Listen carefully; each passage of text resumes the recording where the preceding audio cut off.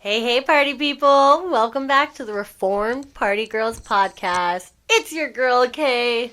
And it's your girl Ray, and this is a podcast where we share our journey from the wild nights out, drinking, partying, sex, drugs, and rock and Rock and roll, roll! to a calmer, more mindful life in sobriety. Today's topic we're gonna dive into is kind of our childhood and our identity and our way we viewed ourselves and the way when we grew up people viewed us.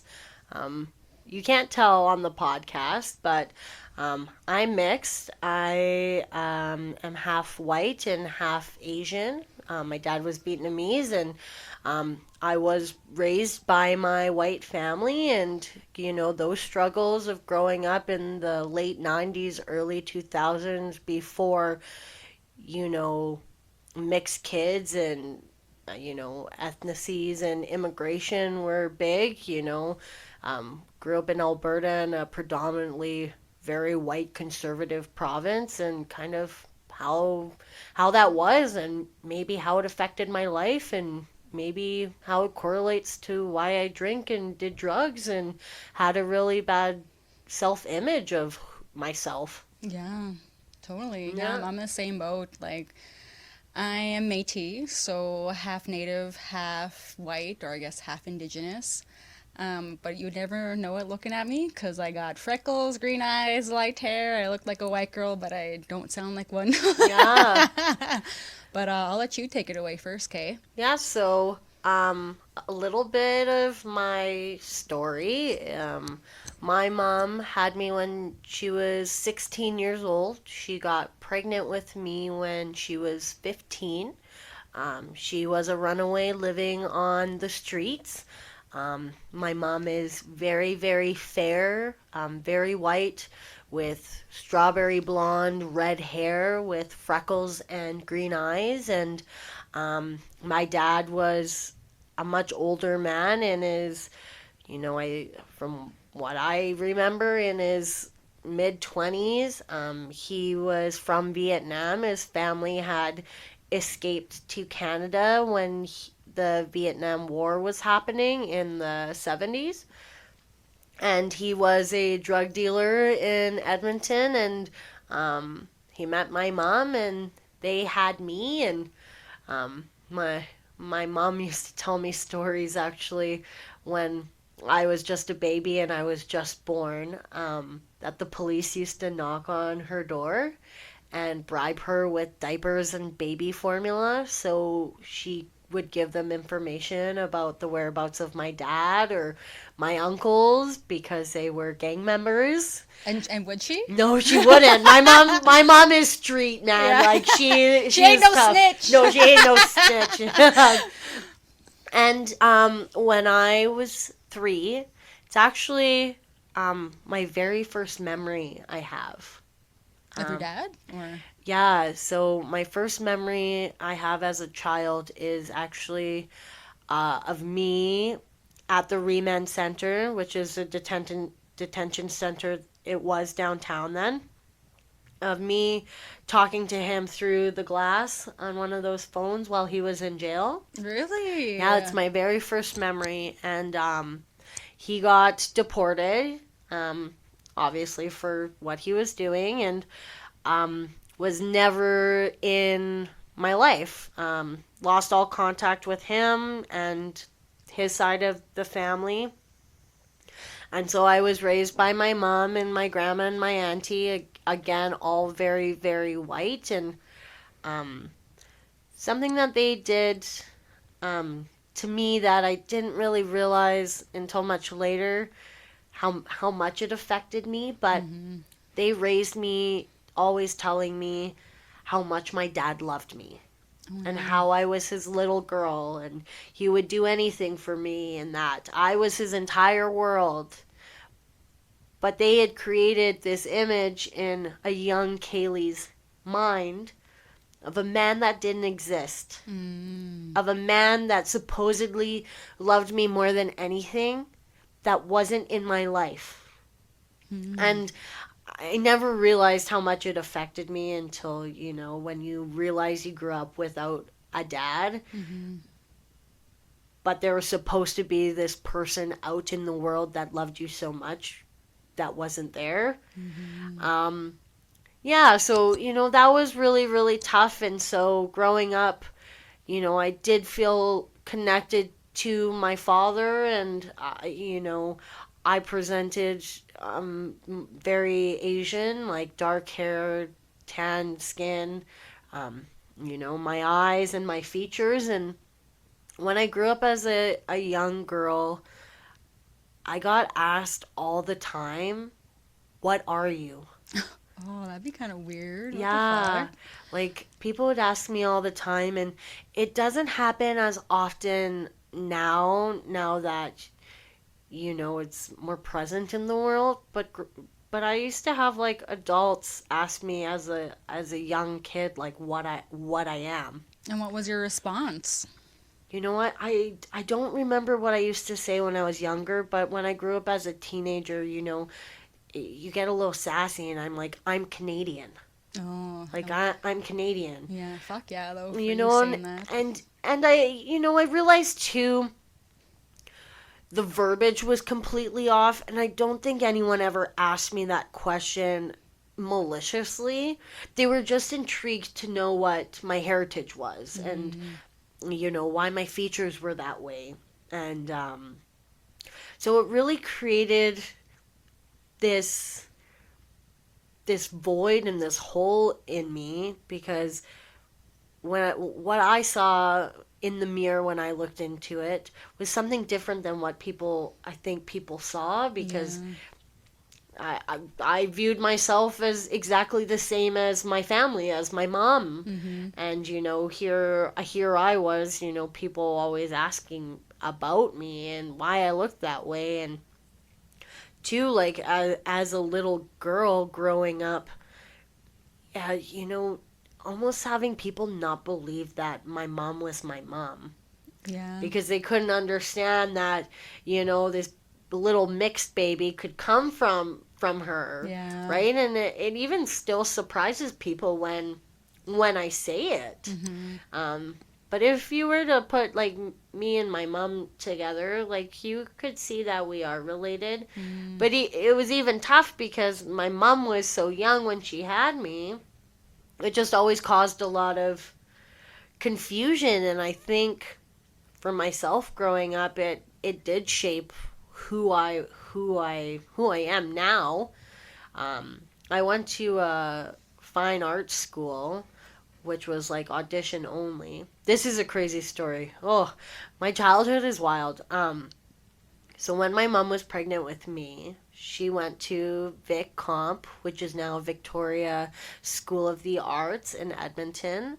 Um, she was pregnant with me there, and there was a principal. His name was Mr. Bob Mascal, and they kicked my mom out of school because back in the 90s, a pregnant teenager was a poor image, especially for the school wanting to change into a fine performing arts school.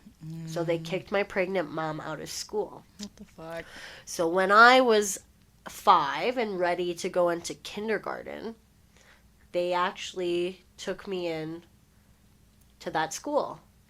This was a audition only program.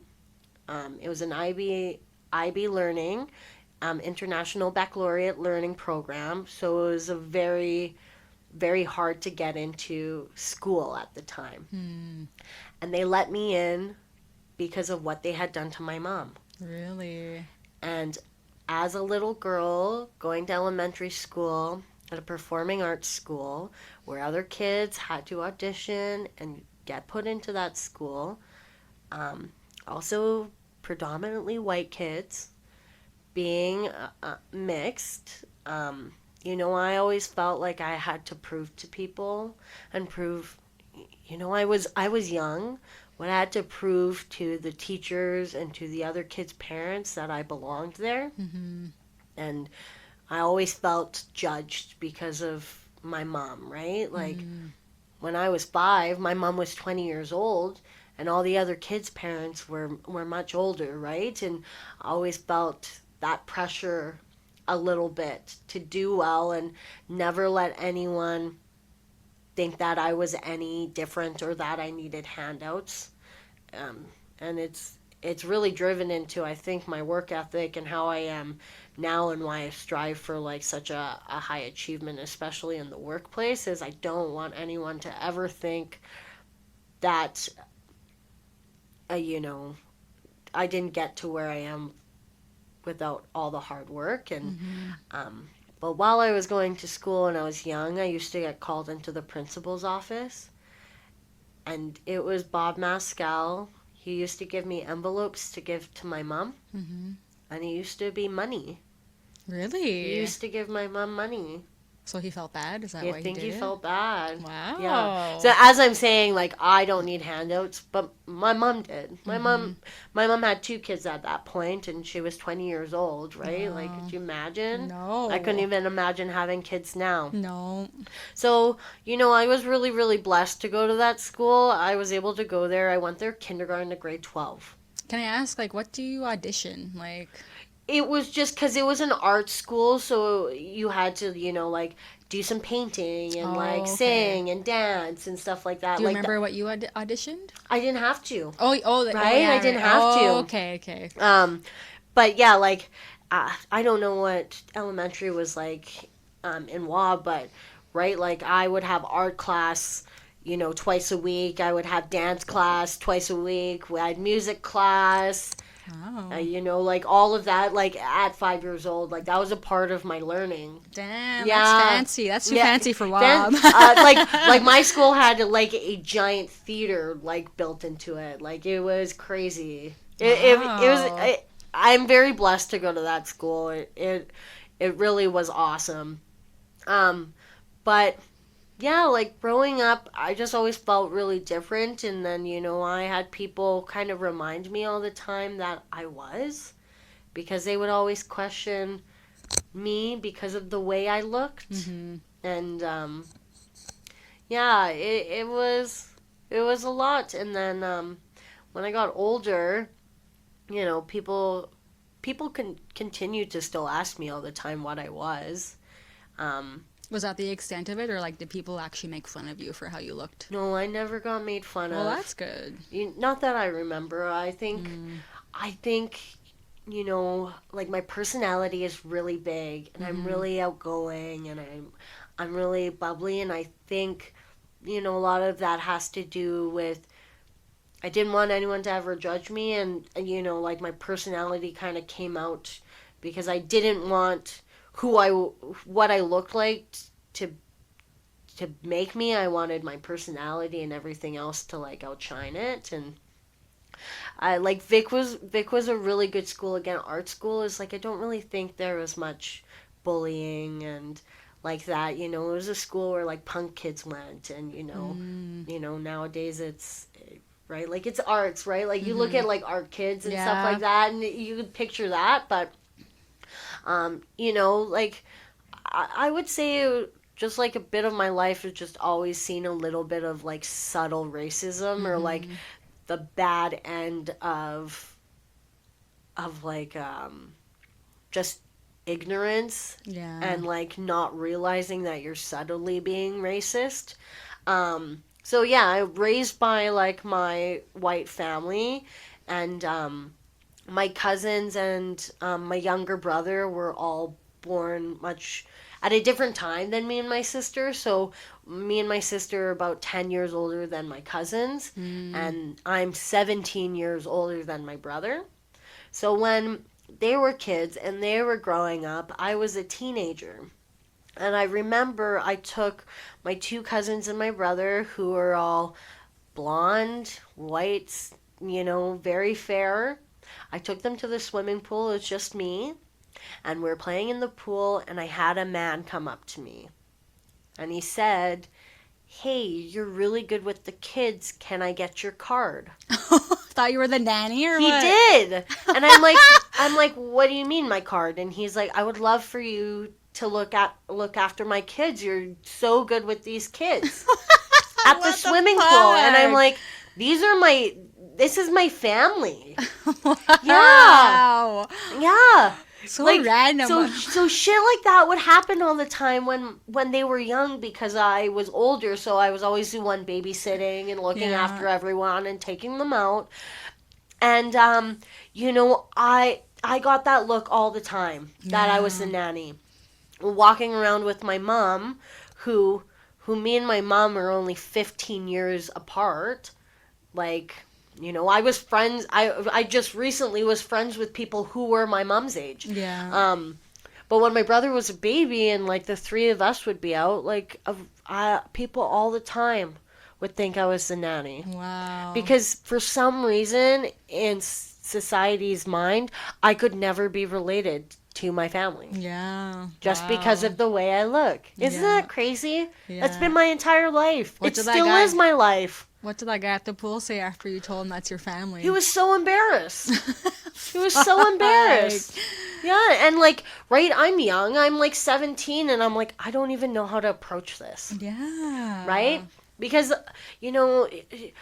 I could be angry about it, but again, people were asking me questions I really honestly didn't know how to answer. Yeah.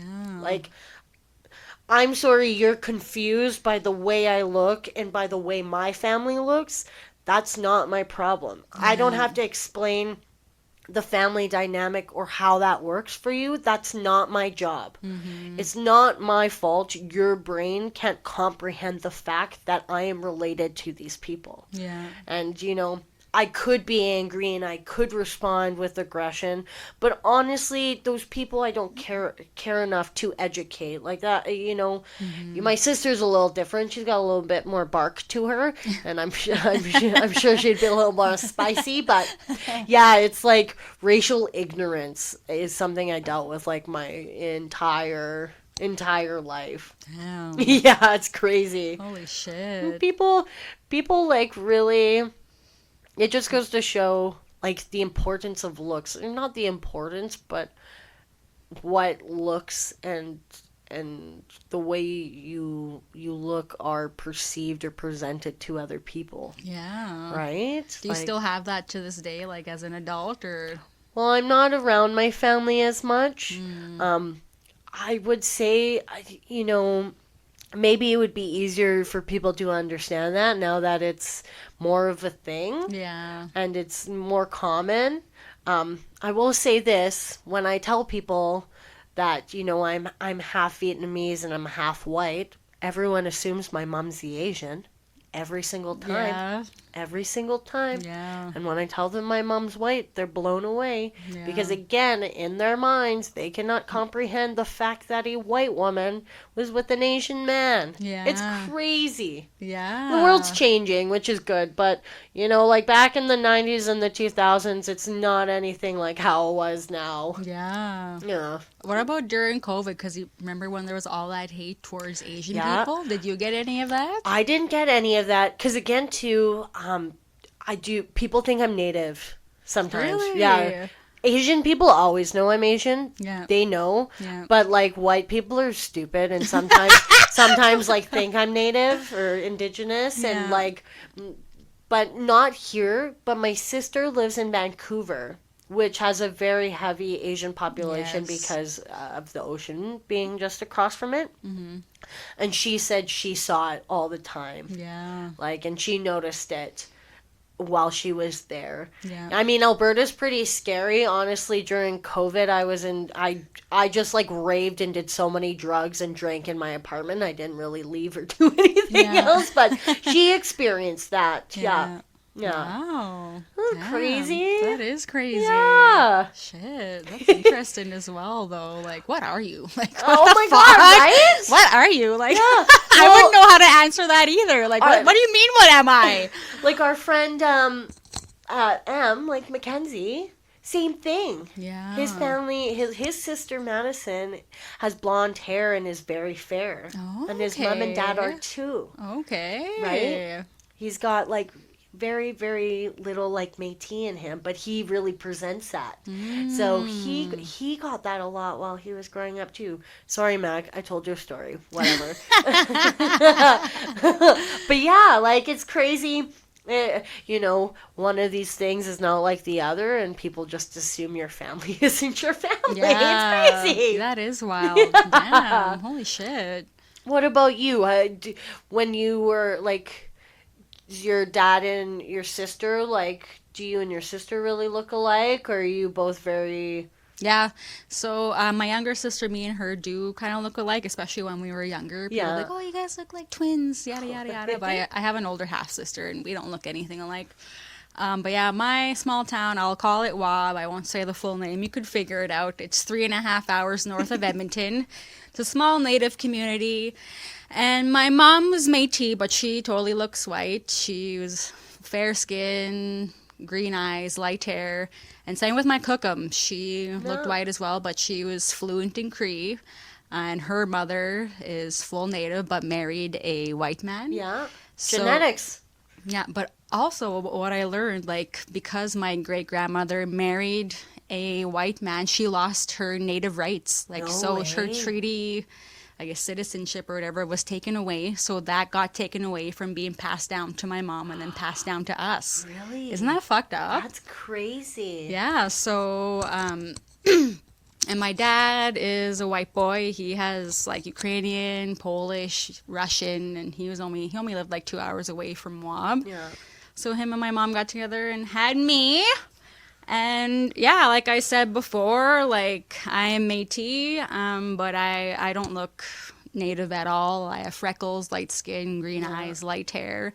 And growing up was tough. And they're right how you say like racism is learned. You're not born with Yeah. it. Like same thing. Like when I grew up, like all the kids, like we all, like to me, like they all look the same. Like there's Yeah. no skin colors. There was nothing. Yeah, kids don't see that. And then it wasn't until like I don't know how old I was that someone called me Munyao, Munyao. which means white person in Cree. And I remember asking my mom what that meant, and she told me, and I was like, well, I don't get it. Like I didn't understand. Yeah. And then of course, the older I got, the more that I would be called that, and like a lot of kids Like derogatory, like Yeah. to be mean. Yep. And like growing up, like a lot of people, like people who didn't even know me didn't like me. And I never understood why. So I don't know if it's because I looked white or because they Wow. were jealous. Yeah. I don't know what it was. But yeah, growing up, like I was bullied for looking white. And That's crazy. Like being young and not understanding like why people don't like me and why are people picking on me. yeah, And it's like it's because of something you didn't choose to look this way. yeah. Like you were born like that. Yeah, yeah. So like still to this day, like my hometown doesn't feel like my home, and like that's why I barely go up there anymore. Yeah. Only for like holidays and stuff. I never fit in. So like it was never really actually my home. Yeah. And so like since moving to the city, like this, I definitely like I always knew I was meant to be a city girl. Yeah. And like people are more open minded here and more accepting here, and like people are stuck in their bubble in small towns like that. Like Yeah. I think I don't know if it's like 10,000 people there, maybe less, maybe more. I don't know. But yeah, I was bullied a lot, and especially for being a chubby kid as well. So Yeah. being white and chubby in a small native community. It's hard being a kid. Yeah.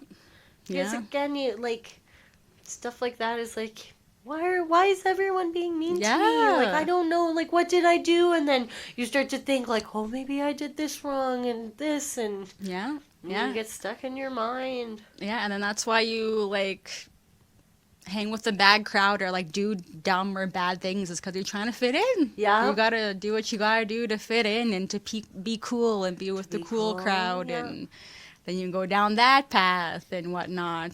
But it's funny, like I never realized I had an accent until I moved away for college. You Like- sure do. Yeah, like like that never ever hit me. I never noticed it until I moved away, and like I went to college in Olds, which is near Calgary, and like I got it all the time. What's your accent? What's your accent? I'm like, accent? What accent? What are you talking about? Like I don't have an accent. Or like if I have one, I guess it's a native one. And then same thing when I moved to the city. Like, what's your accent? What's your accent? I'm like, I don't fucking have an accent, but I guess I do, y'all. I guess I have It's funny, Mitch clocked it like Yeah. instantly. He knew instantly too. Yeah, totally. So that's kind of funny, and like a lot of my friends even say like, you talk more native than your native. Yeah. our full native friends. And it's funny, like, even moving to this city, like, I try to talk more white, and it just doesn't happen. No. Who wants to be more white? That sounds boring. Yeah, so I'm just owning it now, and like that's why I have such a loud laugh. Like that's what I really love about Native people is we love to laugh, and we love to throw our head back. We love to smack each other when we're having a good laugh, and like sometimes my friend call it my hyena laugh or my cackle, and like whatever. I love to laugh. As you can tell on this podcast, we love to laugh. Yes, laughter is the best medicine. It is. I mean, like growing up.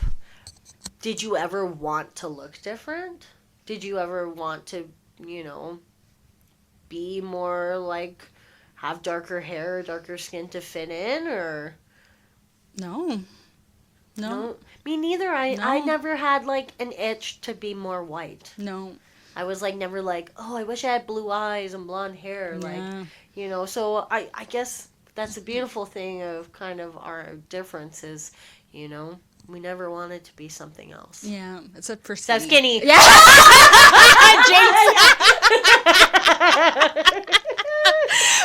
We didn't plan that. That just happened.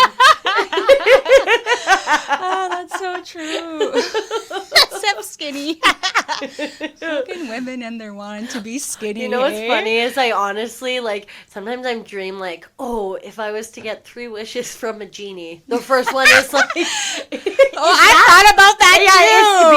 I'd be like, I would want Scarlett Johansson's body. Like, I would want to be able to eat anything and not gain weight. Yeah. Like, it's all body. And then have $1 million.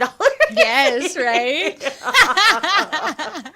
Oh, man. Holy fuck. No. But yeah, I can't think of any other like specific scenarios. Maybe my mind's blocked it all out. But like I just remember I was bullied a lot for that. So that's why once I moved out of there, like I definitely told myself I'd never go back. And I did end up going back for a couple years after college, but like never again. Just I just don't feel comfortable there, right? Like it's kind of nice building yourself a home. Yeah. Right?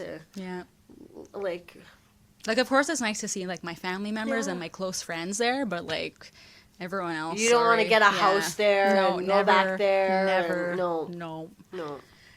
No, but yeah. That's life, That's I guess. us. That's our life. Now you know what we look like. Kinda, sorta. Can you picture us? Yep. Send in some drawings of what you think we look like. Some caricatures. Oh, that'd be so fun. Actually do it, y'all. Yeah. If you're an artist, send in some photos or drawings of what you think we look like. All right, party people. We love you. Don't forget to like and subscribe. And email us at partygirlspodcast@gmail.com or like our Instagram at Reform Party Girls Podcast. See you next time. Bye.